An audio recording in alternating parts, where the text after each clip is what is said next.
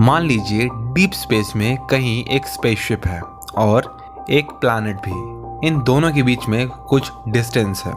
अब हमारी जो ये स्पेसशिप है ये एक सिंगल डायरेक्शन में एक कांस्टेंट स्पीड के साथ मूव कर रही है, यानी कांस्टेंट वेलोसिटी के साथ। बट इस कंडीशन में ये बताना इम्पॉसिबल होगा कि क्या स्पेसशिप मूव कर रही है और प्लैनेट स्टेशनरी है, या फिर प्लैनेट अपोजिट डायरेक्शन में मूव कर रहा है और स्पेसशिप कांस्टेंट है। इसी चीज़ को हम कहते हैं रिलेटिविटी। इस कंडीशन में जब तक दोनों ही चीज़ें सेम डायरेक्शन और सेम वेलोसिटी में मूव कर रही हैं, सो हम कुछ भी मान सकते हैं, या तो स्पेसशिप मूव कर रही है या फिर प्लैनेट।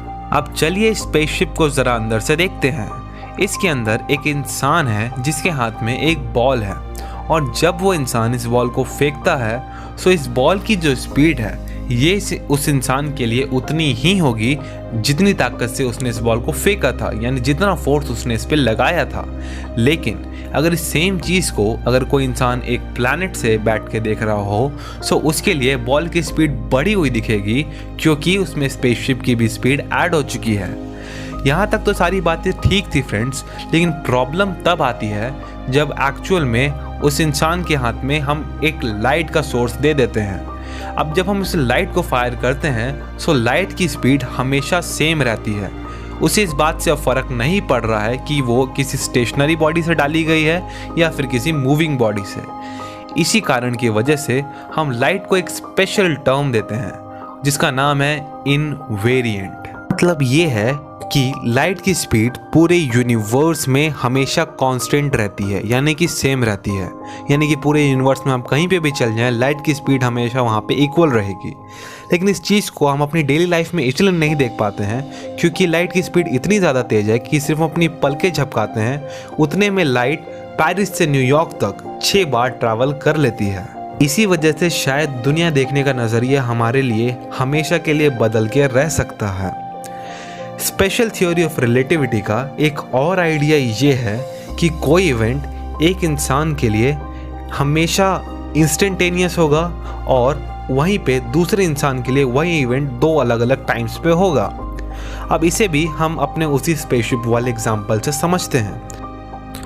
अब हमारा जो पैसेंजर है इसके पास 2 फ्लैशलाइट्स हैं, एक जिसे वो अपने पीछे दिखाने वाला है और एक जिसे वो अपने आगे दिखाने वाला है, और दोनों को वो एक साथ फायर करेगा और चेक करेगा कि क्या दोनों एक ही वक्त पे पहुंच रही हैं या फिर नहीं। अब वो उस फ्लैशलाइट को चालू करता है। उसने अपनी फ्लैशलाइट को चालू कर दिया है और अब उसके हिसाब से दोनों ही जो लाइट बीम्स हैं वो अपोजिट डायरेक्शन में बट सेम स्पीड यानी वेलोसिटी के साथ मूव कर रही हैं, और ये जो दोनों बीम्स हैं ये एक ही साथ टकराई भी हैं। यानी कि ये जो इंसिडेंट है ये इस पैसेंजर के लिए एक ही वक्त पे हुआ है। बट जो इंसान इसे उस प्लैनेट से देख रहा होगा उसके लिए ये दोनों ही इंसिडेंट बिल्कुल अलग ही तरीके से होंगे। अभी तक हमने देखा कि ये जो हमारा पैसेंजर है ये दोनों ही लाइट बीम्स को एक साथ फायर करता है और इसके लिए दोनों ही लाइट बीम्स एक साथ पहुंचती हैं। बट एक्चुअल में ये जो स्पेसशिप है ये मोशन में है आगे की तरफ। जो इसने बीम पीछे की तरफ फायर की है वो जल्दी पहुंच जाती है, और जो आगे की तरफ फायर की है उसे पहुंचने में थोड़ा टाइम लगता है। अगर इसे हम समराइज करें तो जो लाइट बीम है वो उस पैसेंजर के लिए सेम टाइम पे टकराती हैं, बट उस ऑब्जर्वर के लिए जो कि उस दूसरे प्लैनेट से उसे देख रहा है उसके लिए ये लाइट बीम्स अलग अलग टाइम पे टकरा रही हैं। तो जब इस केस के अंदर हम टाइम को भी इन्वॉल्व कर लेते हैं तो हमें ये पता चलता है कि हमारी जो स्पेसशिप है इसके अंदर 3 टाइम जोन्स चल रहे हैं। यानी कि हमारा जो स्पेसशिप का पीछे वाला पार्ट है वो फ्यूचर में है और हमारी स्पेसशिप का जो आगे वाला पार्ट है वो पास्ट में है। अगर हम माने कि हमारे स्पेसशिप के बीच में 12 बज रहे हैं तो हो सकता है पीछे में 1 बज रहा हो और आगे वाली साइड में 11 ही बज रहे हों। लेकिन ये सब चीज़ें उस पैसेंजर के लिए जो कि स्पेसशिप के अंदर है उसके लिए ये तीनों ही क्लॉक्स में 12 ही बज रहे होंगे। ये वो एक्ट है जो हम इसे स्पेसशिप को बाहर से देख रहे हैं तो इस स्पेसशिप के अंदर 3 अलग अलग टाइम्स दिखाई दे रहे हैं।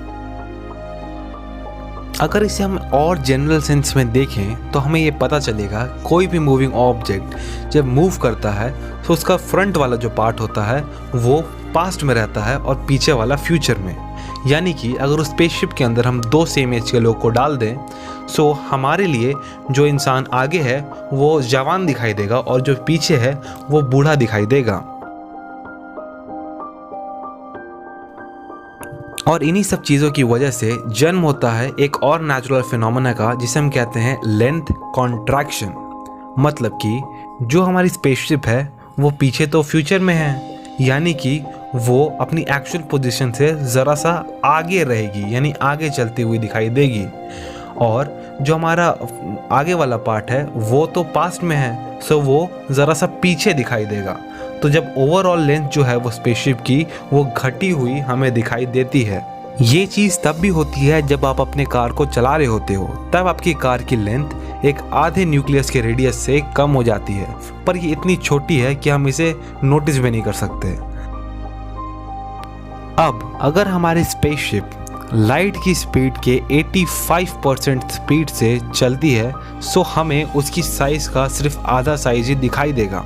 और अगर वो 99.5% स्पीड से चलती है तो हमें उसकी लंबाई का सिर्फ 1/10 पार्ट ही दिखाई देने वाला है। लेकिन जब आप उस प्लैनेट से उस शिप को देखोगे तो आपको शिप कॉन्ट्रैक्टेड लगेगी, बट जब वो पैसेंजर देखेगा सो उसे वो शिप तो उतनी ही बड़ी दिखेगी, पर आपको वो प्लैनेट्स और आसपास की जितना मटेरियल है वो कंप्रेस दिखाई देने लगेगा, क्योंकि उसके हिसाब से वो पैसेंजर रेस्ट पे है और बाकी पूरी दुनिया मोशन में। और ऐसे हम बढ़ते हैं अपने स्पेशल रिलेटिविटी के थर्ड और लास्ट आइडिया के बारे में। अब यहाँ पर हमारे उस पैसेंजर के हाथ में एक टॉर्च है, फिर से एक टॉर्च है, बट इस बार वो उस टॉर्च को ऊपर की तरफ दिखाने वाला है। अब जैसे ही उस टॉर्च को वो चालू करता है, टॉर्च की लाइट की बीम्स जो हैं वो कुछ वक्त लेती हैं और ऊपर जाके टकरा जाती हैं, बट फिर से सारी की सारी जो कहानी है वो बदल के रह जाती है जब इस पूरी कंडीशन को हम उस प्लैनेट से देखते हैं। जब इस कंडीशन को हम उस प्लैनेट से देख रहे हैं तब हमें ये समझ में आ रहा है कि ये जो एयरप्लेन है ये तो मूव भी कर रहा है। सो यानी कि जब उसने उस लाइट को बीम को चालू किया सो उस बीम को अब सिर्फ ऊपर नहीं जाना है, उस डिस्टेंस को भी कंपनसेट करना है जो कि वो प्लेन ट्रैवल कर चुका है। यानी अब लाइट को और एक थोड़ा सा लंबा रास्ता तय करना पड़ रहा है। और लंबा रास्ता का मतलब है अब लाइट को ज़्यादा टाइम लगेगा उस चीज़ को ट्रैवल करने के लिए। यानी कि वो जो लाइट है जो पहले कुछ समय में वहाँ पे पहुँच जा रही थी, अब अगर उसे हम सिंक करके देखें तो हमें पता चलेगा वो लाइट जो है उसे ऊपर तक वहीं जाने में अब ज़्यादा टाइम लग रहा है पहले के मुकाबले। बट जो इंसान उस स्पेसशिप के अंदर है उसके हिसाब से सभी चीज़ें स्लो हो जाएंगी ताकि उसे ये लगे कि लाइट को सेम टाइम लग रहा है उस डिस्टेंस को ट्रैवल करने में। और ऐसे हमने देख लिया टाइम डायलेशन को, और इसी के साथ हमने पूरी स्पेशल रिलेटिविटी समझ ली है।